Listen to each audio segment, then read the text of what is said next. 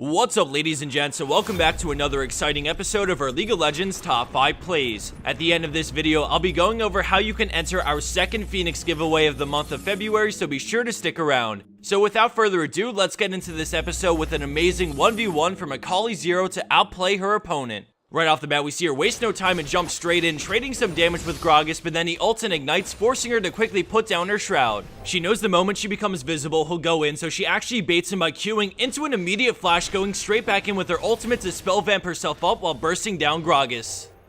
Moving along into our number 4 play, we switch gears from a 1v1 over to a big teamwork play from Poolitzer on Lulu. In the beginning, we see her with a couple of her teammates headed towards the friendly Wukong, who just got caught out of position in the jungle. He falls dangerously low and starts spinning, but then out of nowhere we see Lulu flash into her ultimate to keep him alive long enough to deal devastating damage to the enemy team. As the rest of the fight plays on, we see most of blue team wait around to kill Aatrox as the friendly Wukong continues chasing Lux, picking up the triple kill in a play that looked like a disaster from the start.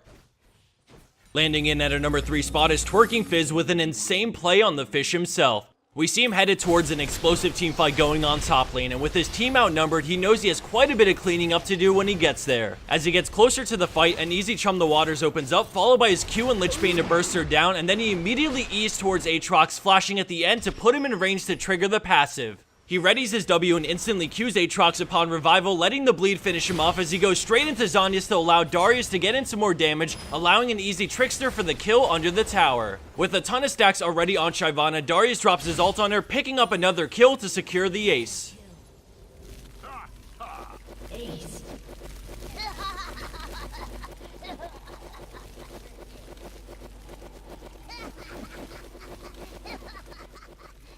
Coming in at our number 2 spot for this week, we have FrikinJay on Xerath with a huge play in a crucial team fight at Baron. But when we start this play, we notice a couple things. Neither team has a clear lead in gold, meaning Baron will most likely mean victory for whichever team can claim it, and 2, he's nowhere near Baron, so how can he even impact this fight? Well, as Baron gets lower and lower, we see an early smite allowing Xerath to land a borderline max range ultimate to get the steal. I know that all happened pretty quickly, so before the rest of the fight unfolds, I'm gonna go back and check that out one more time before playing the rest of the team fight.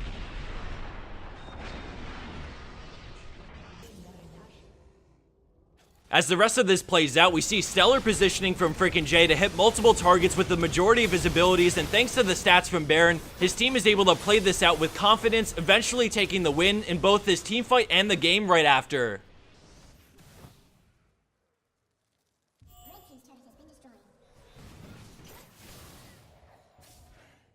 And for our number 1 pro play for this week, we have Var on Varus with an amazing play to defend his base. We start this play after a lost team fight for red team, and as Varus and Nidalee back off, they do what they do best and poke down blue team, wearing them down as they advance towards the inhib. They chunk Aatrox extremely low between their poke and always maintain a safe distance because if either one of them goes down, it's GG. The enemy team advances and gets on the first tower, but then we see an amazing piercing arrow on 4 players, forcing them to back off right away, which buys more time. With the enemy tanks low, they move up and try to distract Caitlyn to buy as much time as possible, with the enemy creep wave growing smaller and smaller. When the second tower goes down, Varus springs into action and lines up a beautiful piercing arrow on 3 as Nidalee makes a break for Caitlyn, and at this point, blue team doesn't have the manpower to finish the game or fight them 2v2, and despite a noble attempt from Caitlyn, Varus picks up the pentakill before she can end the game, allowing his team to respawn, group, and push down mid to take out the enemy Nexus.